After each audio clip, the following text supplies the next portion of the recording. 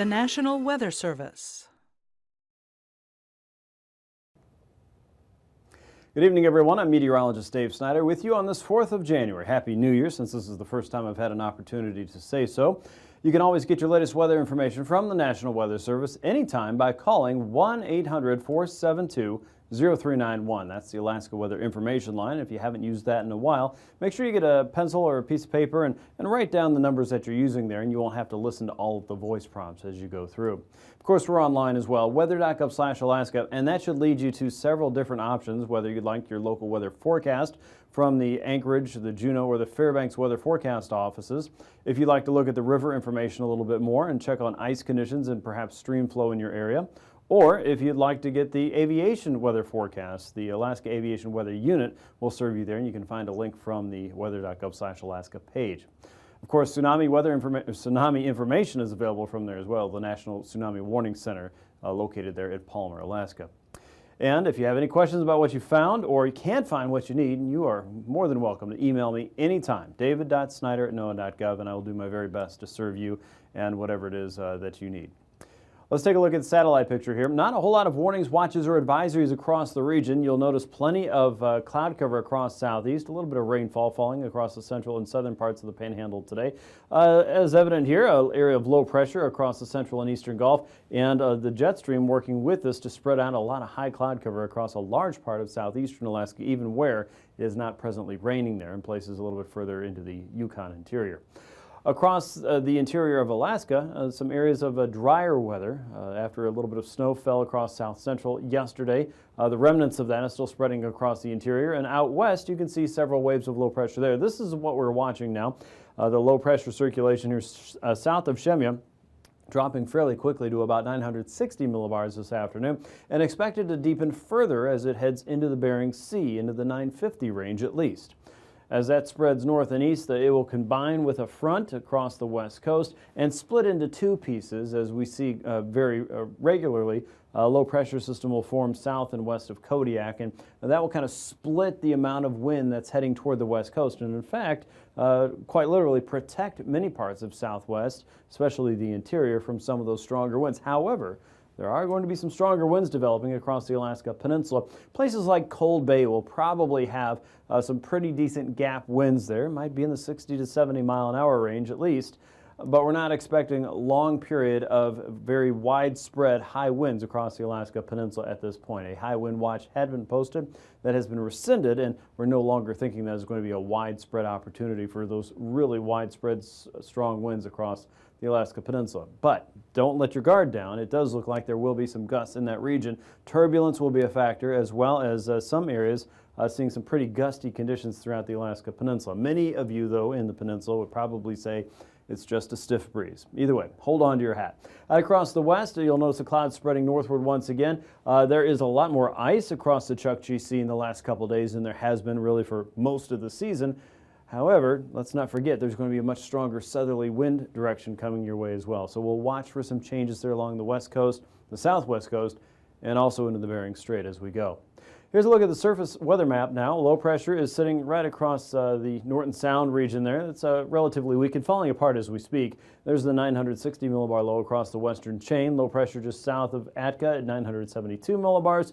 A weak ridge of high pressure just south of Kodiak at 1016 millibars. Low pressure across the eastern Gulf at 1000 millibars. This is what's sloshing the rain up into your area right now and pushing clouds even further inland.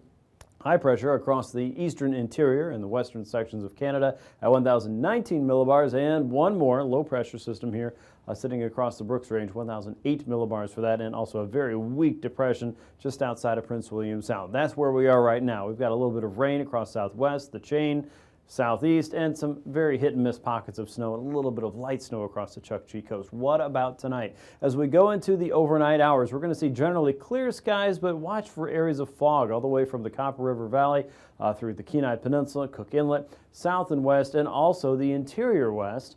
Just to the north of that, though, a little bit better chance of seeing some more widespread, but generally light snow across the Brooks Range and the coastal plain, all the way through the Bering Strait. And then we get wrapped up into what's happening out here across the Bering Sea. Pretty decent area of low pressure at 956 millibars. It has some associated cohorts here across the Alaska Peninsula and the chain. And each one of these is really going to be focusing that wind energy across the leading edge of this weather maker here. You can see the pressure gradient really starting to tighten up.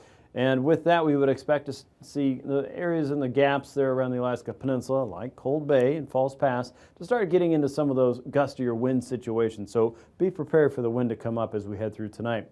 Pockets of snow and rain mixed with snow from Nunivak Island all the way down toward the Cape Neuenhem area, and rain likely for the Pribilofs as well as parts of the Alaska Peninsula. We still have low pressure here across southeast at 990 millibars. That's wrapping in a front across a large part of southeast, but the front's already falling apart. The focus for this frontal change will start to push a little bit further south. On the north side of this, including areas around Skagway, Haines, and into Juneau, watch for rain and snow to mix. Winter weather advisories that have been previously posted for that region have been dropped at this point. We're not expecting it's going to be a big snowy issue anymore. And across the interior, high pressure is pretty much in charge of that, so fog will be a morning issue. As we get into the afternoon tomorrow, the high pressure system is weakening. It's down to 1,014 millibars, and we can tell that it's weakening because low pressure in the west is making in advance.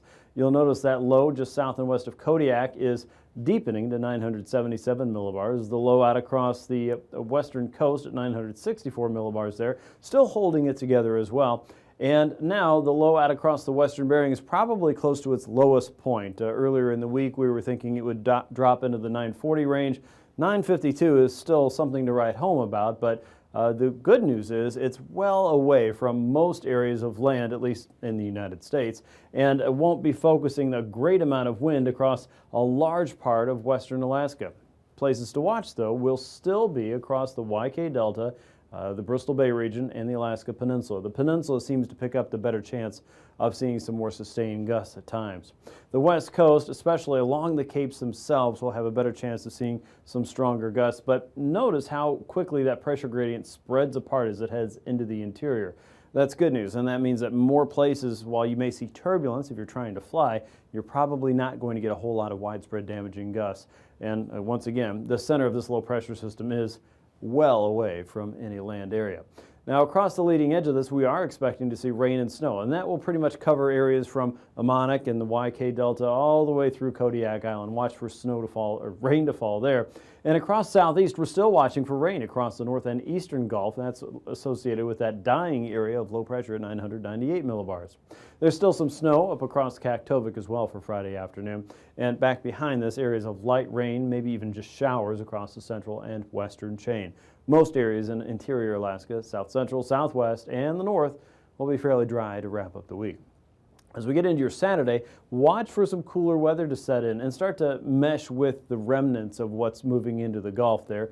Here's low pressure at 993 millibars. The front is gone, but there's still an area of unstable weather, and that will help to create periods of rain and snow all the way along the coast.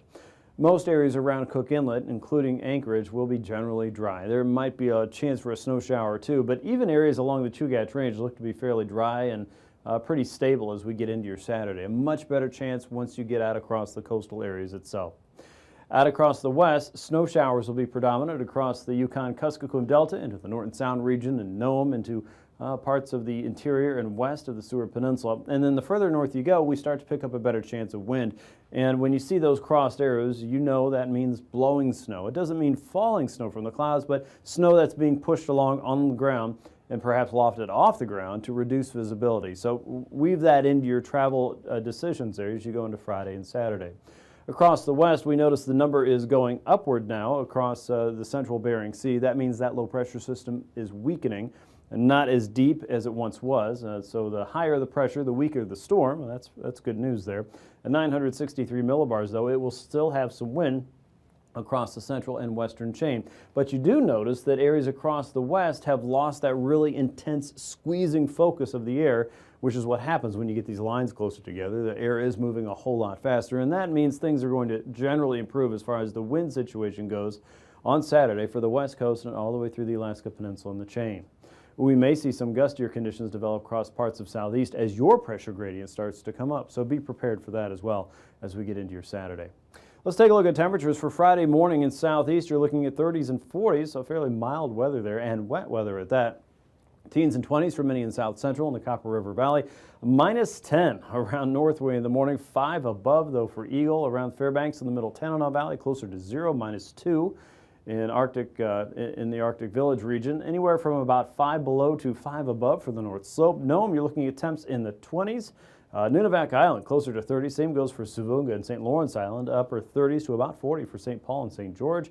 And staying just above freezing for the Alaska Peninsula and areas along the chain. Kodiak, you're looking at temps in the 20s with high temperatures tomorrow back in the upper 30s there. Lower to mid 20s for many around the Parks Highway corridor as well as Copper River Valley, cooling off into the single digits. 2 below once again in Northway, and 40s for many in southeast for high temperatures in the afternoon. Looking for temps in the mid-teens for the middle Tanana Valley. The North Slope in the single digits and above 0. Places around Seward Peninsula and Nome, Unalakleet, all in the 20s as we head into Friday afternoon. Lower 40s for St. Paul, St. George, and even Unalaska and Dutch Harbor holding in the lower 40s. Morning temperatures on Saturday back in the 30s for southeast. South central, teens and 20s, mid-30s for Kodiak Island. Single digits once again for Fairbanks. 4 below in Fort Yukon. The North Slope looking at temps closer to 0, 24 around Nome, and low to mid-30s for many in southwest. St. Paul at 35, and a slightly milder day as we head into your Saturday. And now, aviation weather around Alaska. Moving on to flying weather now, IFR will be fairly widespread across the Bering Sea all the way out towards Shemya. You can see IFR coverage there. MVFR into the western coast, but many spots along the YK Delta and inside of Bristol Bay. We'll start off with VFR, and that trend should continue well into south central, up the Susitna Valley into the Copper River Basin. But north of the Alaska Range, we start getting back into widespread MVFR into parts of the interior of the Seward Peninsula, Kotzebue Sound region, and IFR in the upper Yukon Valley, generally south of Arctic Village and probably around the Eagle region. Across southeast, MVFR will start your Friday morning there as we get into the afternoon. Watch for that to be fairly widespread, and we'll start to see some IFR developing around the Misty Fjords, mainly along the higher terrain there. MVFR continues up the Alcan border with improvements across a large part of the interior itself. Look for VFR across the Susitna, the Prince William Sound region, Kenai Peninsula, and westward toward the YK Delta. Norton Sound and Kotzebue Sound look a lot better. And IFR conditions will continue around St. Matthew to Nunivak Island and generally north of the Pribilovs, with IFR developing along a frontal boundary across the Alaska Peninsula, generally north and east of Sand Point, but not quite to Kodiak. For Saturday morning, IFR conditions are expected across the higher terrain for southeast, all the way up into the Chilkoot and White Pass region and probably into Juneau, as well as Gustavus and generally north into the Wrangell-St. Elias region. MVFR conditions up and down the Alcan border, and IFR developing east of Point Barrow all the way out toward Kaktuvik. That'll include Prudhoe Bay and Deadhorse. IFR also lingers around St. Matthew to Nunivak Island and parts of southwestern Alaska, about generally north of Dillingham. And MVFR conditions should be fairly widespread across the Gulf Coast communities. By the afternoon, IFR hasn't moved much across the north. We'll still see that band of IFR stretching into parts of Bristol Bay. That creeps a little bit further south and east, actually. And IFR starts to drop a little bit further south and down in elevation across parts of southeast. Otherwise, MVFR conditions continue around the Gulf Coast and most of the Copper River Basin and southeast. Here's your pass conditions. And for Anaktuvik and Adigan Pass, we're expecting MVFR conditions leaning over toward VFR as the day goes on for your Friday there. MVFR conditions start your day in Adigan Pass as well. Look for generally VFR conditions for Lake Clark and Merrill Pass on Friday. Rainy Pass also expected to be visual flight rule throughout the day. Windy Pass is looking pretty good at this point for your Friday. And Isabel Pass also expecting to see VFR conditions there. Mentasta Pass may lean over toward MVFR and stay there through a good part of your Friday afternoon. Tanita Pass expected to be VFR all the way, and Portage Pass also expected to see visual flight rule throughout your day. Chilkoot and White Pass, as we saw, might be a better day on Friday than what we're seeing on Saturday. Right now, Friday is listed as marginal flight conditions. For your freezing levels, you can see a little bit of a bump in that warm layers being drawn up. Remember, a wave of low pressure is working in across the Bering Sea. It's a significant low pressure system, but it's going to split into two pieces. That second piece there is being drawn up toward Kodiak Island, and out ahead of all of this is that warmer air with levels from 4 to 6, even 8,000 feet. There's still some lingering warm air across southeastern Alaska, a small area of low pressure lingering here. With that, we can see those levels for most of southeast holding between 2,000 and 4,000 feet. The bulk of the interior, of course, though, still below that surface freezing line. Your icing potential is generally above 6,000 to about 7,000 feet and remaining isolated moderate for most of southeastern Alaska into the Copper River Basin, including Yakutat, not quite to Prince William Sound or south central Alaska. And we pick that threat back up again around Bristol Bay to Nunivak Island, all the way out to where the Gulf of Anadyr around eastern Russia, above about 4,000 to 8,000 feet, and then a little bit lower as we get behind that frontal boundary, above 4,000 feet for the central and western chain. Here's a look at the jet now, and that powerful low pressure system is supported aloft by low pressure over the western Bering, of course. Wind speeds around that core anywhere from 100 to about 150 knots. It makes a pretty large ridge across most of Alaska right now. The wind speeds on the eastern side of that descending around 60 knots or so, and then picking back up across the rest of North America and being supported by winds between 60 and about 80 knots or so. As you look at the 9,000-foot flow, we've got southeasterlies across the interior, about 10 to 50 knots. Light winds across southeast and stronger winds across the Aleutians, 30 to 35 knots there at 3,000 feet. Not really a whole lot of change. The strongest winds around the YK Delta, 45 to 60 knots. Southeasterly flow around the Brooks Range, and light winds around southeast with a steady southerly flow over the Gulf and the western chain, anywhere from 40 to about 45 knots.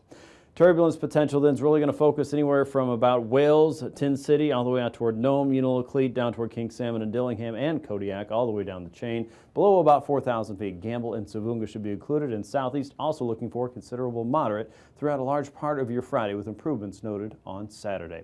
We'll be back with a look at your marine weather here in just a few minutes.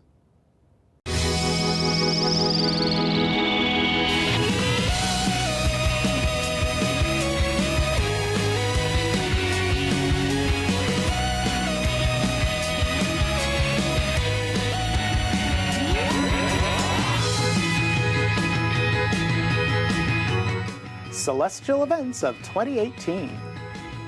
Happy New Year and welcome to Stargazers. I'm Dean Regas, astronomer from the Cincinnati Observatory. And I'm James Albury, director of the Kika Silva Pla Planetarium in Gainesville, Florida.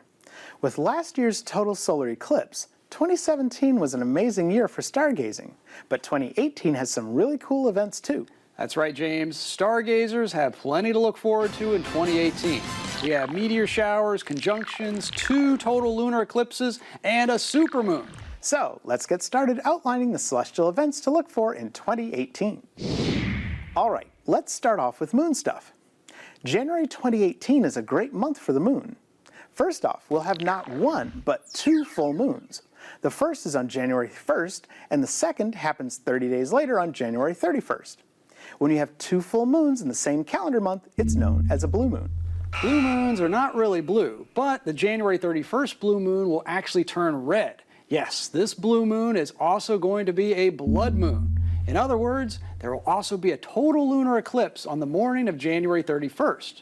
The moon will pass through the darker part of the Earth's shadow, and the refracted sunlight passing through the Earth's atmosphere will make the moon appear red for over an hour. Unfortunately, for those of us on the east coast of the United States, we will only get to see the beginning of this lunar eclipse. The good thing is, the further west you live, the more of the eclipse you'll get to see. Oh, and wait, there's more.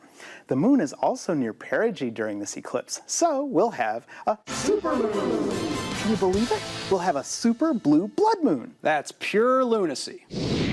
Moving on to meteor showers. We have 4 meteor showers this year that promise to be worth your while because the moon won't interfere with them. That's right, Dean. The moon will be in the waxing phases for all 4 meteor showers. In the spring, we have the Lyrids, which peaks on the morning of April 23rd. Then in the summer, we have the Perseid meteor shower on the morning of August 13th. In late autumn, we have the Leonids, which peak on the morning of November 18th. And on December 14th, we have the Geminids, which should be an excellent display this year because the first quarter moon sets near midnight, leaving the morning hours nice and dark so we can see the fainter meteors. Now on to the planets. Mars, Jupiter, and Saturn will all achieve opposition near the middle of 2018. Jupiter will be at its closest to us on May 9th, Saturn on June 27th, and Mars on July 27th. And speaking of July 27th, the full moon will be in conjunction with the planet Mars on that day. Did you say conjunction? Oh no, not again. Cue the music. Yes, the moon appears very close to Mars at night. And if you happen to be traveling to Western Africa, Western Europe, or Eastern Asia, you get to experience the second total lunar eclipse of 2018. That's right, Dean. We have a conjunction, a planetary opposition, and an eclipse all in the same night. I can barely contain my excitement. Well, you can if you try. Speaking of conjunctions, let's conclude this episode by listing some of the more notable planet-to-planet scoochies to look for in 2018. At the end of this week, on January 7th, Mars and Jupiter will be in conjunction, and less than half a full moon width apart in the early morning sky. Mercury and Venus will be in conjunction in the evening sky on March 5th. Mars and Saturn will be in conjunction in the morning sky on April 2nd. Mercury and Venus will be in conjunction again later this year on October 14th. And Jupiter and Mercury will have two conjunctions as well this year. The first is the day before Halloween on October 30th, and the second is on the winter solstice on December 21st. And speaking of conjunctions on December 21st, mark your calendar for December 21st, 2020, because shortly after sunset, Jupiter and Saturn will have a super close conjunction, and they'll be less than 1/10 of a degree apart at their closest. Man, that's going to be amazing. I'll be dancing all month. So, happy 2018 and happy stargazing. It's all there waiting for you as you Keep looking up.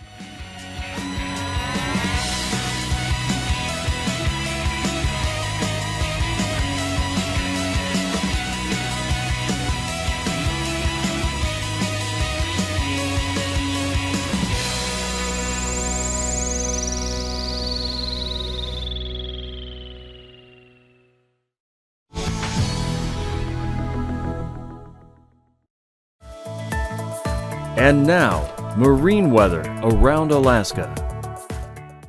Time for a quick check of your sea ice edge. If you've been paying close attention to what's been going on in the Chukchi Sea, we haven't had a whole lot of ice to speak of so far this season, but in just the last day or so, we've seen this area of pretty open water start to close back off. There's still some areas of marginal ice north and west of the Bering Strait, and you can certainly see more ice north of St. Lawrence Island through the Bering Strait, but the Bering Strait is also still somewhat open.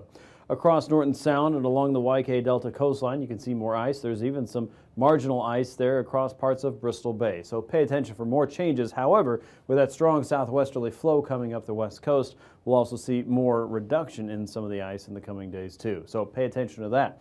Weather.gov/Anchorage/ice is where you find ice information anytime you want online. Let's look at southeast now. We're going to have some stronger winds around the outer coast and outside of the Dixon entrance. Southwesterlies may reach up to gales 35 knots with a 14-foot sea there on Friday. The inside passage is 25 to 30 knots there with low pressure coming in and driving in some northerly winds across the Lynn Canal and more of a south and easterly flow further south. But generally, offshore winds will be the rule as we get further north there at about 25 knots with 11 to 12-foot seas. Across the region on Saturday, stronger southeasterly gusts will develop there, anywhere from 35 to 40 knots on the inside, 20 to 25 knots sustained with 4 to 10-foot seas, higher seas as you go further south. And again, as low pressure is moving through the region, we'll have a little bit more of a southwesterly flow south of Sitka at about 35 knots and 14-foot seas there. More of a southeasterly flow, though, as you head into the northern Gulf with 13-foot seas all the way around to Prince William Sound on Saturday. For Friday in south central, light winds inside the sound in the northern parts of Cook Inlet, but a little bit of a stronger flow as you head down past Calgan Island. 7 to 8-foot seas there, an east and southeasterly flow coming in across the northern Gulf, 10 to 20 knots with a 3 to 4-foot sea. On Saturday, winds and seas come up across the Gulf. You're looking at anywhere from 12 to 14-foot seas. 25 to 30 knot winds generally from the east. A northeasterly wind comes up sharply in Prince William Sound, 20 knots with a 4-foot sea there. And northeasterlies down Cook Inlet, 20 to 30 with 9 to 10-foot seas there on the southern end of the Gulf and outside of Kashamak Bay on Saturday. Across the Alaska Peninsula, a much different story there. Storm force winds will blow in tonight and continue through your day on Friday. Look for 50-knot winds across the region at least. Inside of Shelikof Strait down to 30 knots, 35 knots east of Kodiak Island, and a 55-knot wind outside of Sand Point and down toward False Pass. 21 to 25-foot seas expected there, 13 to 15-foot seas on Friday with 10-foot seas inside of Shelikof Strait. Winds come up inside of Shelikof Strait on Saturday, northeasterlies at 25, southwesterlies at 25 on the eastern side of Kodiak Island, but winds diminish across the entire region though. As you get into Saturday afternoon. 4-foot seas inside of Bristol Bay and 15 to 17-foot seas across the Pacific coast. We're also watching for stronger winds tonight across the Aleutians, storm force and stronger gales across the regions tonight. As we get into Friday, winds will have already settled down. 30 to 40 knots, though, across the Pacific coast. You're looking at 20 to 24-foot seas across the Pacific. About 10 to as much as 23-foot seas as you head out to the west, but certainly smaller seas for the central and eastern chain. Higher seas across the west where some of those stronger winds are punching through, like Kiska at 40 knots with a southwest flow. As we get into Saturday, the winds come up again across the west with that second area of low pressure that's deepening across the western Bering. 40 to 45 knots, 21 to 25-foot seas there, and a broad southwesterly fetch, about 30 to 35 knots, 20 to 26-foot seas across the Pacific, and about 14 to 17-foot seas across the Bering Sea coast as you go through your Saturday. For the west coast, storm force winds there, north and south of Nunivak Island and into the Kuskokwim Delta region. A broad easterly flow for St. Matthew at 50 knots with a 25-foot sea, southeasterly strong, but not that strong for St. Paul and St. George at 35 knots on Friday. For Saturday, mainly an offshore flow north of Nunivak Island. Winds diminish across the west and southwestern capes, anywhere from 25 to 30 knots there, looking at 13 to 14-foot seas at their highest, and 7 to 12-foot seas the further north you go at about 35 knots for St. Lawrence Island. For the Beaufort Seacoast, northeasterlies over the ice, 10 to 15, a north and easterly wind across the Chukchi coast, 20 to 30 knots and 40 knots there north of St. Lawrence Island. Watch for those winds to diminish as we get into Saturday, anywhere from 20 to about 35 knots across the Beaufort and the Chukchi coast. Generally an offshore wind for the Chukchi as we go through the beginning of your weekend. Recapping tonight's weather, low pressure across the eastern Gulf, keeping rain across southeast. Winter weather advisories have been dropped. High wind watches for the Alaska Peninsula have been dropped, but strong gusts will occur there in places like Cold Bay and False Pass for a generally short amount of time. For Friday, the strongest winds will focus on the southwestern capes along the coastline as you just saw. Watch for some light areas of blowing snow in the north, and low pressure hovering in the Gulf as we head through the weekend will keep things wet, mainly for coastal areas. These forecasts are for planning purposes only. Call 1-800-WX-BRIEF for a formal pre-flight briefing. Always file a flight plan before you go flying. The U.S. Coast Guard Auxiliary urges you to leave a float plan with a friend or the harbor master before you go boating.